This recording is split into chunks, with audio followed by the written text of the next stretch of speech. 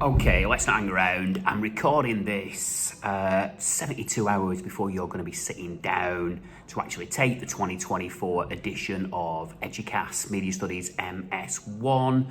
So I'm going to say what you can expect and, with the clock ticking, how you can hopefully improve your chances of doing well in Monday's exam. So here we go.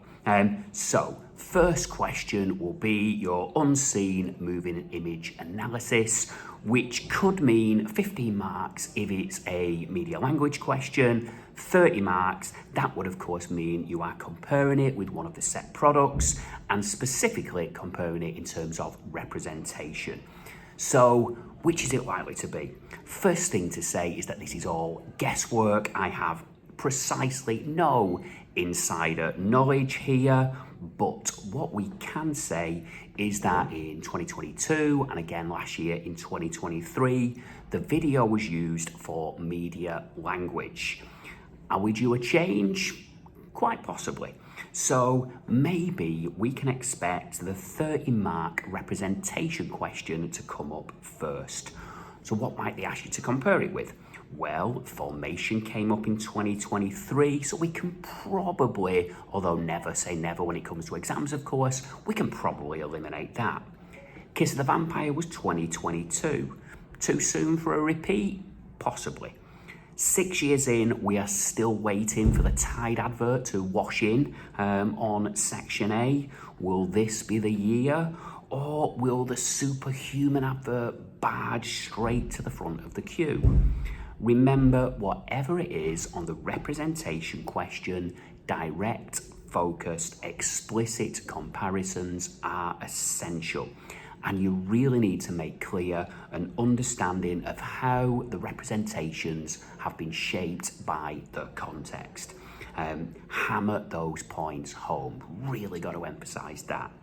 As for media language, the 15 marker, it'll be 4 years since anyone was asked to analyse a newspaper front page. Is this the year?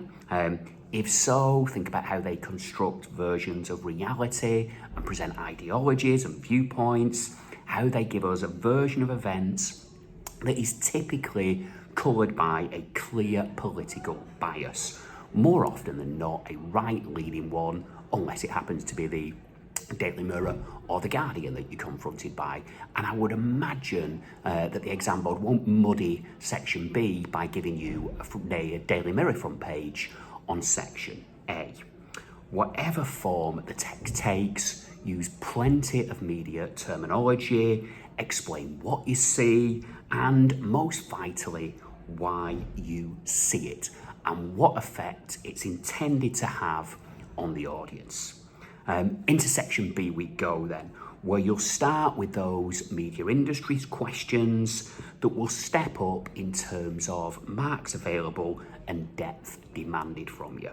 Usually they will start with some simple definitions of key terms, digital convergence, media conglomerate, public service broadcaster, that kind of thing, before asking you to show how your study of set products has illuminated your understanding of relevant industry issues. Last year, it was video games.